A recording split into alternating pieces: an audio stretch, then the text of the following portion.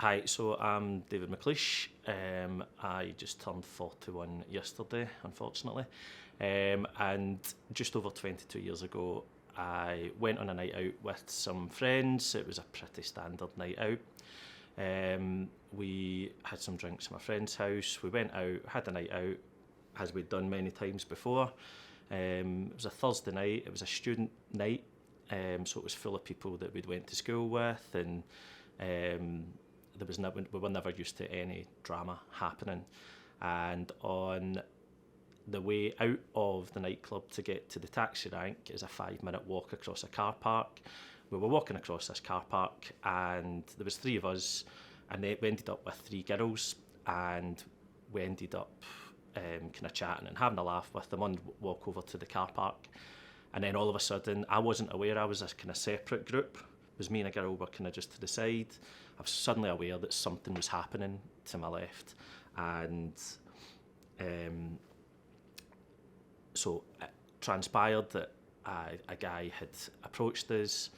I'm 6'2", and although I've got a bit of a dad bod now, I was a tiny, skinny, lanky boy, and I was the smallest of the 3 of us, and the 3 of us were just 3 big skinny boys.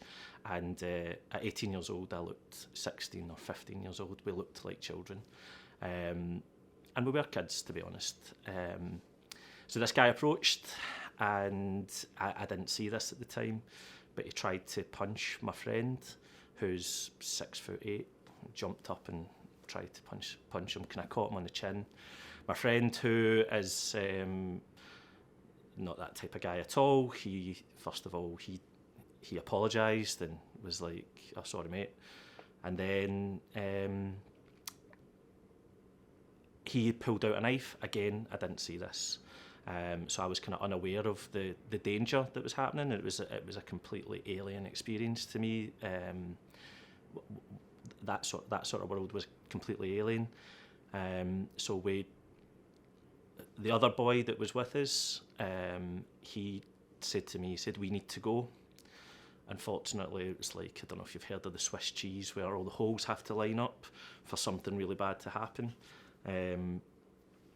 So had it been me or my best mate Callum, who was the big guy that got punched, we would have known to walk towards the taxi rank.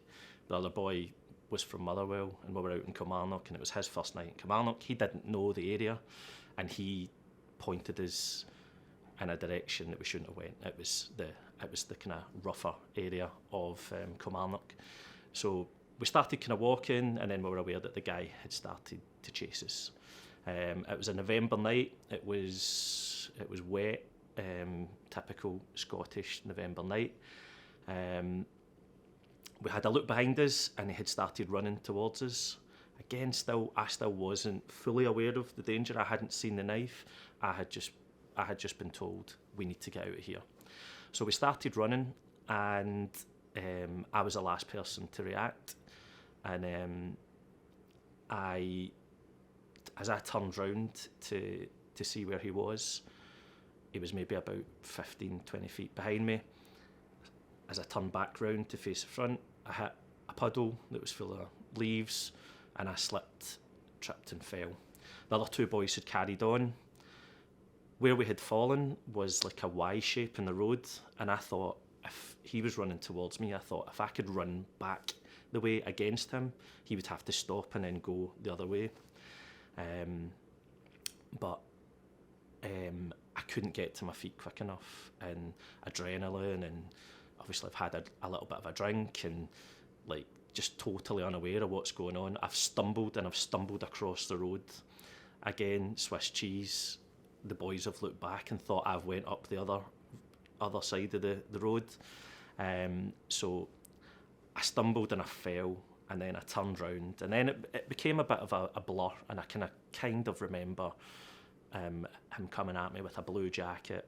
And again, I'm not an aggressive guy, and I put my hand up and I said, "Look, mate, I'm really sorry. I don't know what we've done. Is there any way we can chat about this?" And I have a memory of him smiling as he pulled out a knife, and I put my hand up. So I have a scar from here to here on my hand, it's still, even after 22 years, is still pretty deep. And my hand fell to the side. And then I felt something on my face. There was no pain or anything. It was just, I was aware of something on my face, and then he kicked me in the teeth.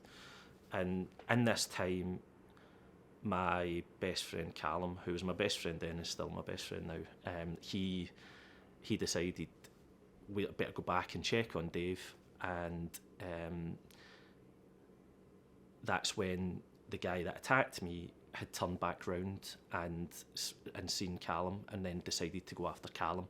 So again, that kind of saved me. And then I've got a memory of kneeling on the pavement, and I've got blood all over this terrible new outfit that I had bought for the night.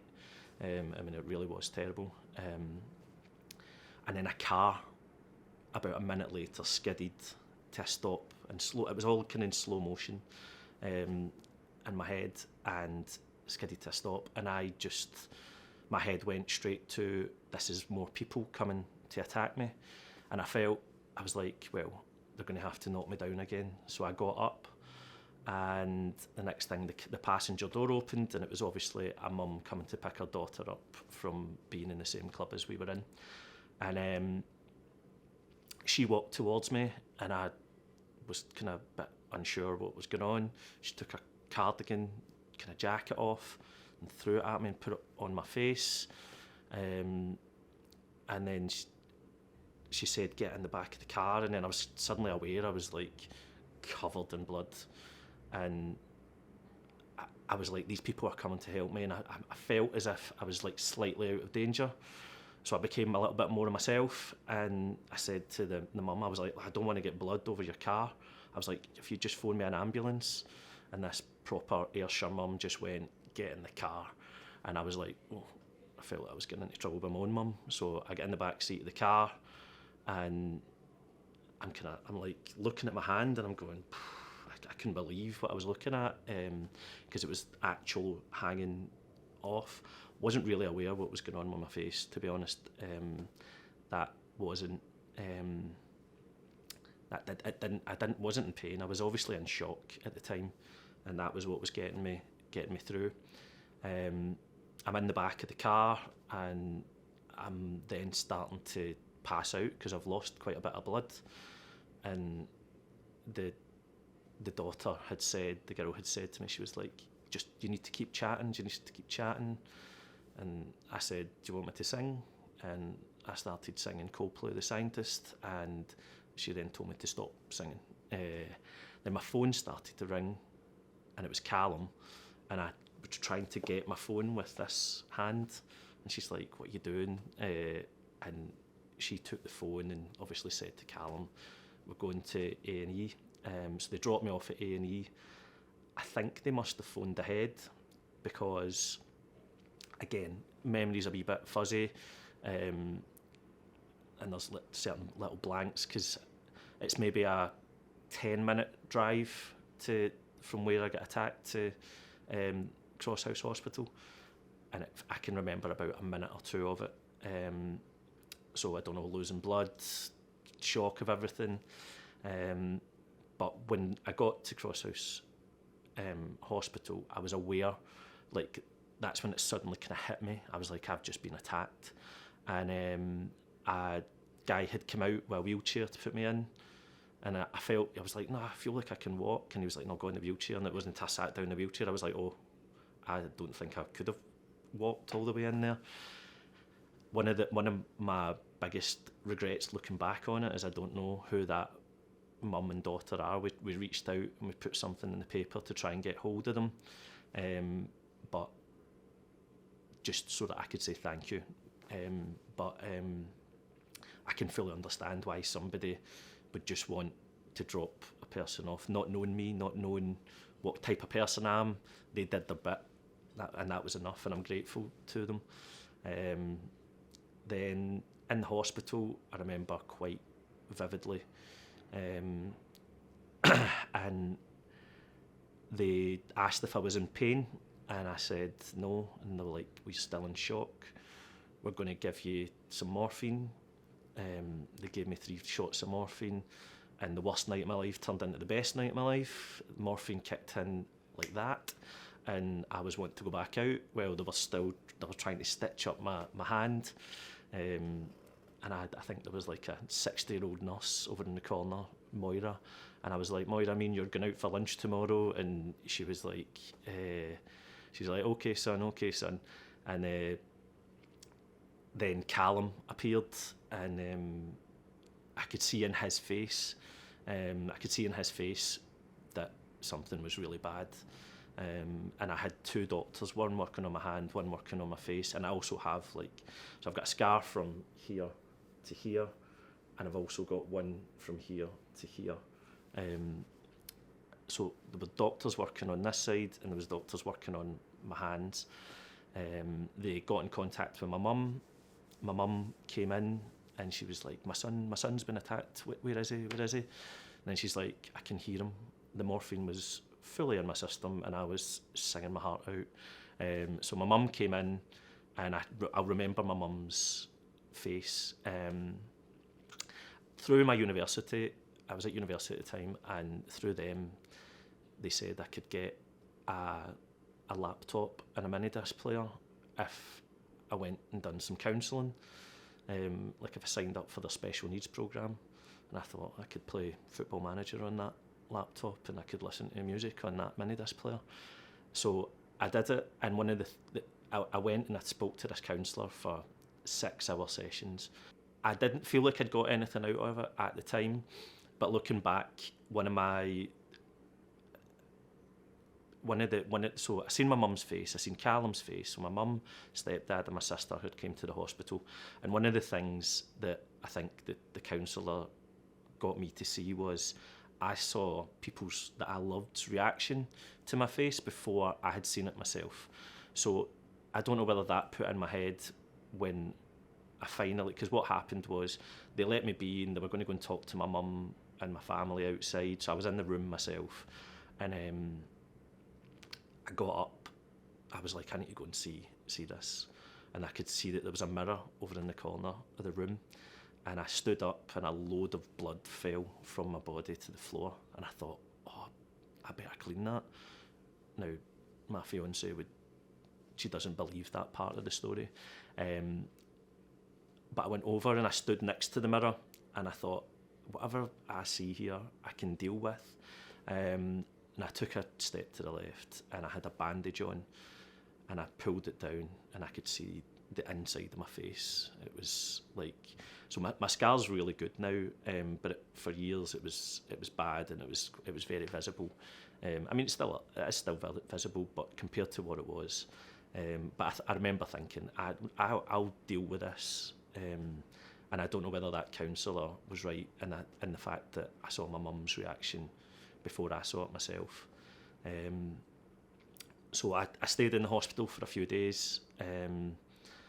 The police came to see me, which this detective came to see me, and I had to give an interview. Again, it just all seemed very surreal at the time. It didn't seem real life, and me and Callum just idolised this detective guy, and we just thought he was so cool, and for the so I was in hospital for a few days, and then when I got home, I had a bandage on, I had a big plaster thing on my face, and the next week it was non-stop hospital, non-stop going to the police, non-stop police coming to me. It was a very, very strange thing for an 18-year-old boy to go through. I had to deal with my uni, and I had to email them and say, look, this has happened to me. The detective said he knew, he thinks that he knows who had done it. I was 18, the guy was 33 and had been in and out of jail and had loads of previous convictions. So again, in a strange way, I think that made me feel a bit better, and that it almost wasn't a targeted, it was wrong place at the wrong time. And one of the things I've always thought about my scar is if it was an inch higher, I would have lost an eye, and if it was an inch lower, I'd have lost my life. Had Callum not come back, so although Callum beat himself up for many years, had he not come back, the guy might have continued on. Had that car not skidded to a stop, I was losing blood. I don't know what would have happened. So there's lots of little things I'm grateful for after it. The next 6 months were loads of hospital appointments, and we had to go and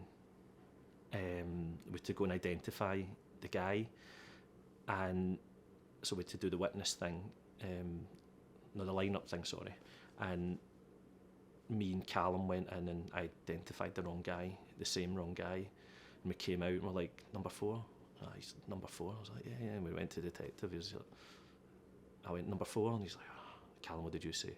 Number 4. He's like, oh my God, because we knew then that the case against was going to be tougher. The other guy that we're out with, Fraser, he identified the right guy, and there was a taxi driver had seen it, and he identified, and the taxi driver was local to Kilmarnock and knew who the guy was, so he also identified. So I had a lot of hospital visits. They had to do a lot of work to my face and my hand. So they cut a nerve on my hand. Well, he cut a nerve on my hand, and basically the science at the time was just grab one end, grab the other end, and just glue it together and hope for the best. And it may come back, but it comes back like a millimetre a day. So I didn't have any sensation in my hand, in this part of my hand, and it feels different to the other parts of my hand. The sensation's not quite the same. So I had physio to learn to use my hand again, and my scar hadn't healed well at all. It had went quite thick, and it had went very bubbly, so it was all lumps of scar tissue, and it was very, very noticeable. So I had to go and get a procedure where they inject steroids into your face, and it's like they have to inject a little bit, move it on, inject a little bit, inject a little bit, and it was, I remember going in, they told me, look, this is going to be painful, and I had thought, it'll be okay. And we went in and they said, we've got a student nurse here, you can hold her hand if it gets too sore. And I was like, I might want to hold her hand anyway, and I nearly broke that girl's hand. The pain was incredible. It was horrible, and I sat outside. I sat outside in my mum's car after it, and I just couldn't speak for like 10 minutes. And she was like, "Are you okay?" I was like, "Just don't speak to me." I was just like, this is horrible. And there were wee parts of me that were like, why did this happen to me when after it first happened? I remember going to my friend's dad's bar, and one of the guys that worked there had said, "Oh, we couldn't put you behind a bar now because you've got that in your face." And I remember thinking, "Oh, that must be." I remember thinking, "Yeah, he's an adult. That must be true." And that had always stayed with me. I remember a conversation I had with my dad just after it, and he said, "Yeah, I never know, you might be able to use this to your advantage when you're older."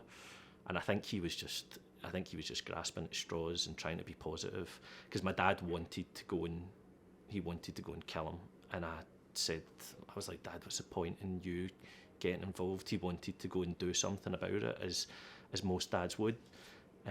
Some of my friends had said to me, "We know where he stays, blah blah blah." I was like, what is the point in us getting into trouble? I said, just leave it. I was like, sounds like the type of guy that somebody's going to do something anyway to him. So yeah, the next 6 months, so the first night out I went on after, my mum was terrified. She was like, just let me know you get home safe. And on that night out, I ended up splitting up a fight, and there was never any fights in the clubs that we used to go to, but it was like randomly that night there was a fight, and I split the two guys up, and she was like, phone me when you get home. Doesn't matter if it's 2 a.m. or 5 a.m. So I think I phoned her about 3:30, and I was like, I split up a fight tonight, and she was like, oh, David, just don't phone me out. Don't tell me anything. Just text me you're alive. So we still have this running joke where she'll text me if I'm away on holiday. She'll just text alive ? And I just yes. So there was a lot to do with the court case. The court case came around a year later. That was the toughest time for me. So I would have been 19, and again still a kid.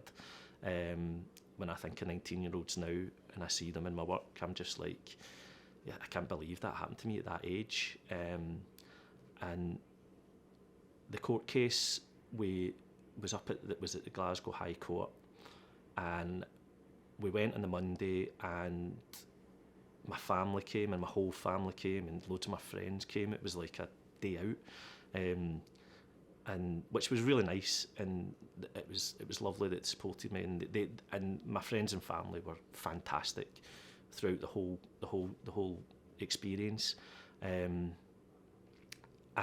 got to the court, and we were standing upstairs in the court looking down, and I seen the guy walking in, and my memory then was clear. I was like, Mum, that's him. She says, you don't remember what he looks like? I was like, Mum, that's him. But I can't then go back and change my statement. So we're down in so it was all going ahead, and Callum was very worried about it. I was a bit, I think I was a bit blasé, but I was relaxed about it. I was like, if we get him, we get him. If we don't, we don't. Like, is that going to change my life? And what I realised was we needed to get him to change my family's life and my support system's life. So we were down in the actual witness room this time, and the taxi driver, he had been given death threats if he testified, and this guy's, I hadn't ever met him or seen him, and I seen this guy shaking in his chair, and I said to Callum, I said, I think that's the taxi driver, and I went over and I sat with him, and I was like, are you the taxi driver? And he says, yes. I said, I heard what's happened. You don't need to do this if you don't want to. I don't need you to do this. And he was like, no, I'm going to do it. And the way it went was, I was first up. Again, a very surreal, crazy thing to go through at that age. I can remember the jury, I can remember the judge, I can remember the prosecution, I can see all my family to the left of me, and I'm getting asked questions, and it was crazy, and I had to go through the whole story.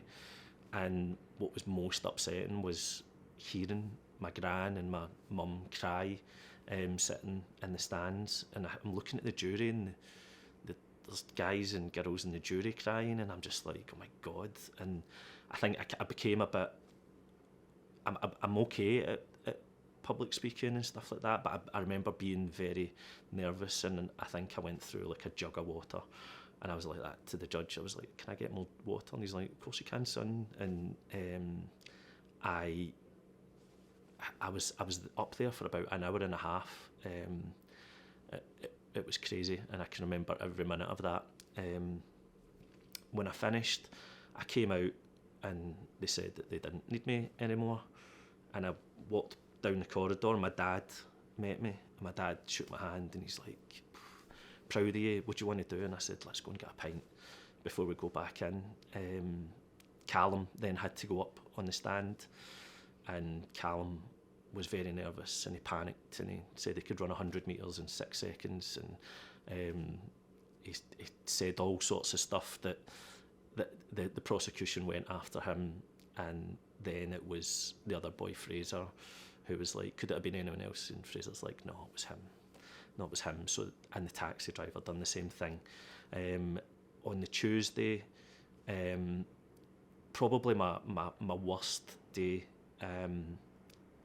regarding the full thing was the summing ups before the judge. So it was the summing up of the prosecution and the defence, and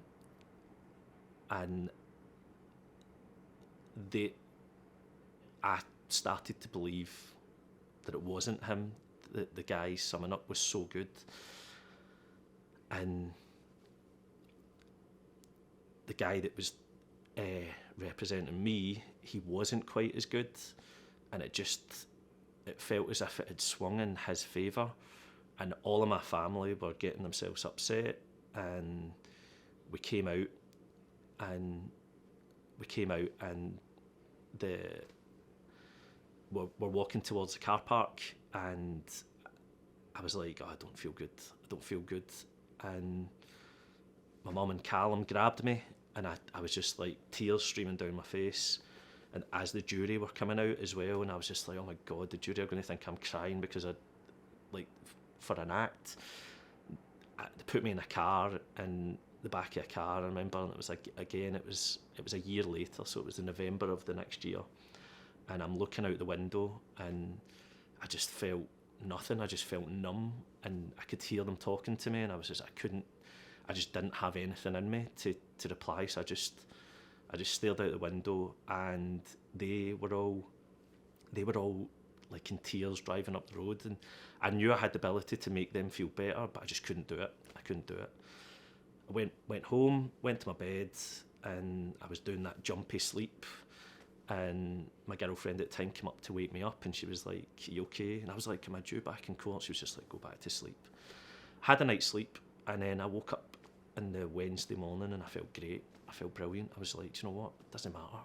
Like, it's not going to affect my life what happens today." Said that to all my family. We went up, and I said, "Don't worry about it. We're going out for dinner tonight regardless." And the judge's summing up was sensational.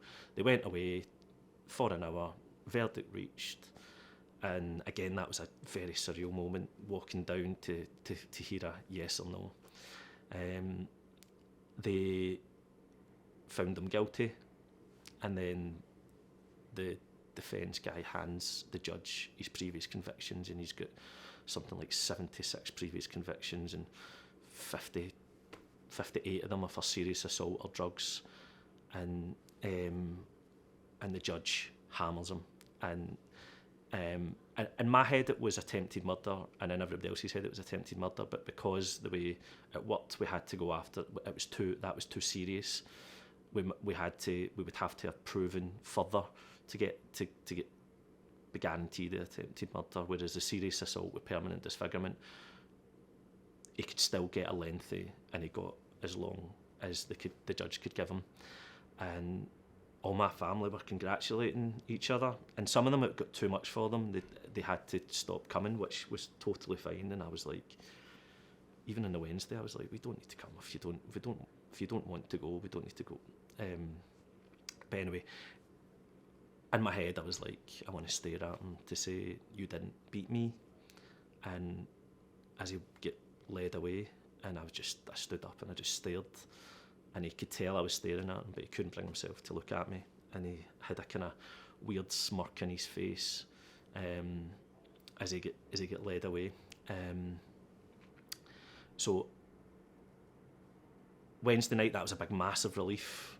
The Thursday, there was a journalist outside, and at the time my uncle was Rangers manager, and he had said, "Is your uncle Alex McLeish?" And I had said no, and walked on, but two of my friends behind had said yes, and the guy had so that I woke up to the Thursday to being on the front page of all the newspapers, and like I woke up and folk were texting me saying, "You're on the front page of the Daily Record, you're on the front page of the Sun," and I was like, why am I on the front page of the newspapers? Not realising that the journalist outside had then went and sold this story and made up a load of stuff. So I did that. Me and Callum had always planned to go out on the Friday. We were like, we're going to go and have a wee celebration night ourselves. We did that, we came home, and on the Saturday my body had just had enough, and I was being sick all day, and I had just totally ran out. It had been such a roller coaster.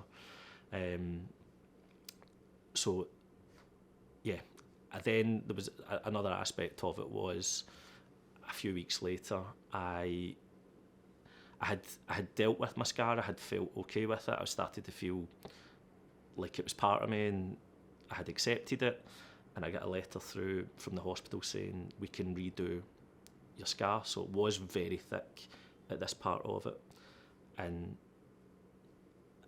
apparently the lines on this side of your, on your cheeks, they run up and down, so it had pulled apart basically, so it got a lot wider than what it should have been. And he said I can go in and I can zigzag cut it, so I do have a kind of zigzag pattern.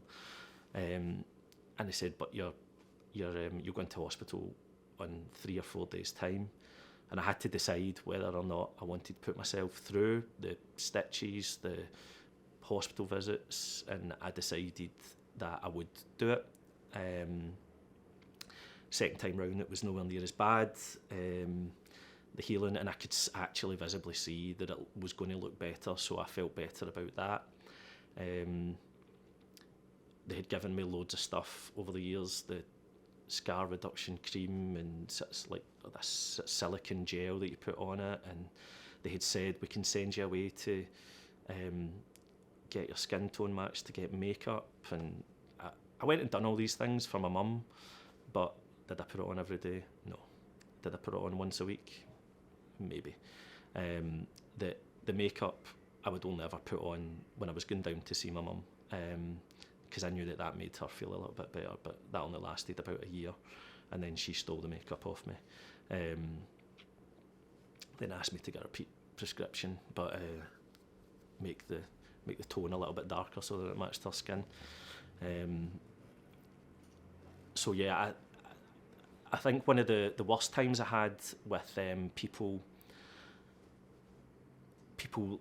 asking about it and pointing at it was the year after. So between when I was 19, before the court case and before getting it redone, and it did look a lot worse than it does now. I went on a boys' trip to Magaluf. I think maybe the type of people that go to Magaluf, they don't. They're not the politest of people, a lot of them. So I was getting a lot of fingers in my face, going, "What happened to your face? What happened to your face?" As if you can just do that to a person, as if you can just go up and point at somebody and say, "What happened? Why is that there?" Or like, you. So it was a depressing thing, and it was getting to me. So I was ending up having a great time during the day with my friends, going out for one drink with them, and then just disappearing back to the hotel myself. And I never told anybody because I just didn't want to upset anybody. I kept it to myself, and maybe I should have said to other people. And I came back from that holiday, and it was 2 weeks, and it felt like a month and a half. It was just, I was like, I can't wait for this to be over. Because it was every night, and it was like 5-6 times a night, and I just wasn't ready for that. And I came home, and my mum had said, "How was holiday?" And I said, "Oh, it wasn't great, to be honest." And she was like, "Why's that?" And I said, "Oh, I told her." She was like, "Why didn't you tell me? We could have got you a flight home." I was like, "Oh, no, that'd have been too much money." And at the time, I had to decide whether I wanted to go on holiday with the money I had or go to tea in the park. So my mum went, "Look, there's money, go to tea in the park." So whatever that Magaluf holiday was, tea in the park was a cure for it. Because I went and I had a great time, and nobody once mentioned it. And yeah, so that had put me. I had went on a down, but then I had came back up after tea in the park. And over the years, people have asked about it, and especially in the first few years, a load of people asked about it, and it didn't bother me, but I felt like I had an obligation to try and say that, look, it wasn't my fault. Like, I had to tell them that it wasn't my fault. And at uni and places where, and people don't mean to be mean, and they don't mean to make people feel bad, but some people are just curious. But I guess there's a way you can ask. But for me, I think if somebody had a scar on their face, I wouldn't be asking them what happened. I went to uni for another 5 or 6 years, and then decided that I wanted to be an air traffic controller. So I applied for NATS. I got into NATS, and I moved down to Bournemouth, and then I have been working at the Prestwick Centre for the last 15, 16 years as a controller. So it hasn't really, I feel like I should have done this about 10 years ago, because it hasn't, other than actually like having to do stuff for like hospitals and the police and court and stuff, it hasn't really impacted my life much after that. And as the years have went on, it's impacted it much less. And it's only really recently, in the last like year or two, that I've told people in work about it. I think people have often wondered what it was, why I had a scar on my face, but then they never asked. And the reason I never told them wasn't because I didn't want to tell them. It was because it's like, to me, it was like, boring's not the right word, but it's just like, it's just not something I think of. And when I talk through all this stuff, a lot of the reaction I get is quite like, I'm telling a guy in my work, and I had to stop telling it. I was like, okay, I'm gonna stop. And he was like, no, but he had an 18-year-old, 19-year-old daughter at the time, and I think he was thinking of his daughter, and he had tears streaming down his face, and I was just like, I don't want to to make people feel bad, so that's why I don't really talk about it. But yeah, it's not really part of my life at all anymore. I don't think any of my friends or family see it, to be honest. Yeah, it doesn't really come into my day-to-day life at all. I'm not sure how much I relate to young guys carrying knives, and now you see them carrying machetes, and I just don't see the point in why they would think they would need to carry a knife or carry these big giant machetes. Like, that, I feel like there should be punishments in place that are an absolute deterrent to young guys getting into that world. Even if they think they're carrying them for show, and it's just like to obviously present the image of looking hard or whatever. You carry it, you're going to risk using it, and if you use it, then your life's going to be over. It's definitely not a world you want to be getting into. Yeah, I can't get my head around when you see. I don't think social media has helped, because obviously you see a lot of.